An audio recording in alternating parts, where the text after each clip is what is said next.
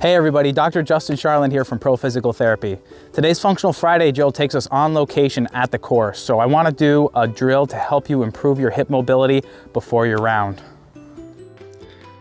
To start this drill, bring a golf club behind your back so that you maintain good alignment with your neck, thoracic spine, and low back.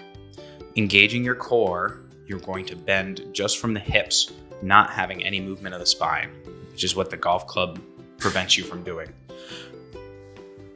While doing this, you're going to engage your core, and this will give you a good dynamic hamstring stretch. You'll feel some pulling in the back of your legs while doing this. This will get those legs more active, those hips more active, and allow you to address the ball better upon your swing. Doing this for 10 repetitions before a round can help achieve this goal. Thanks for watching today's drill. Continue to follow us on Facebook for more tips and tricks to move better.